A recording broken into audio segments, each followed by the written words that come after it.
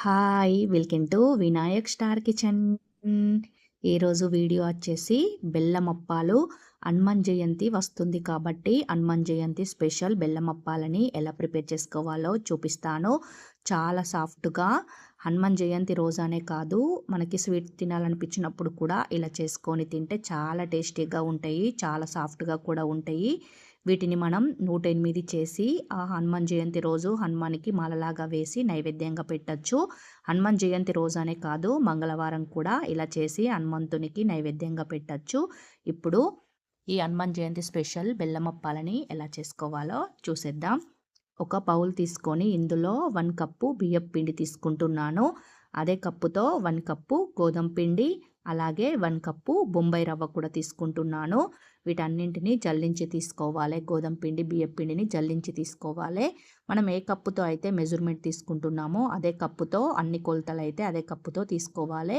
ఇప్పుడు పిండిని ఒకసారి మంచిగా మిక్స్ చేసుకొని మూడిటిని ఒకసారి కలుపుకున్న తర్వాత పక్కకు పెట్టుకోండి.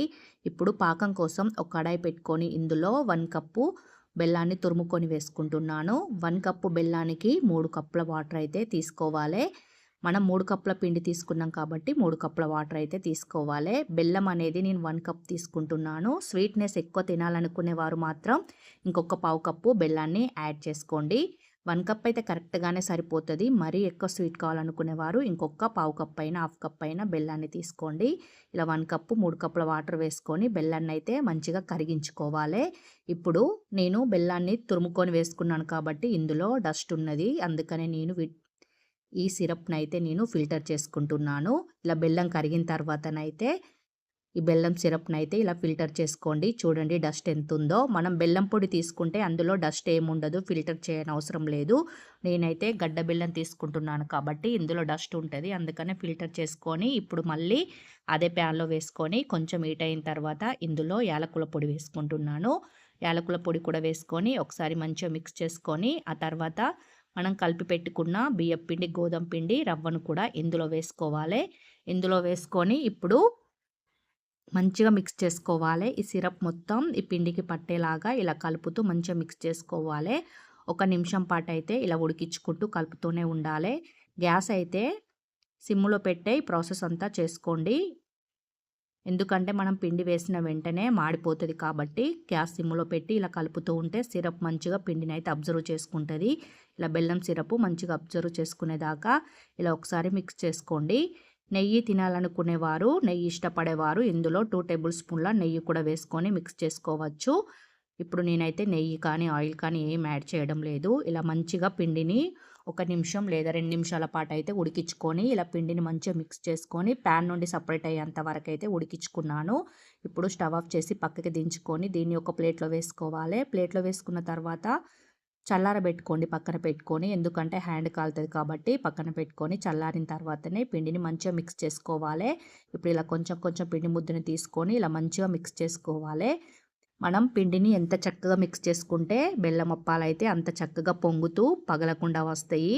ఇప్పుడు ఇలా కొంచెం పూరి సైజు కంటే కొంచెం చిన్న సైజు పిండి ముద్దను తీసుకొని ఇలా బాల్స్ లాగా చేసుకొని పక్కన పెట్టుకోవాలి.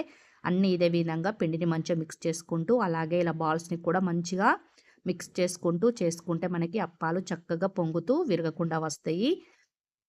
అన్నీ ఇదే విధంగా బాల్స్ లాగా చేసుకొని ఇప్పుడు హ్యాండ్‌కి ఆయిల్ అయినా అప్లై చేయండి. లేదంటే పిండి ముద్దకైనా ఆయిల్ అప్లై చేసి ఇలా ఒకసారి ప్రెస్ చేసుకుంటే సరిపోతది. మనకి అప్పాలైతే ఈజీగా ప్రిపేర్ చేసుకోవచ్చు.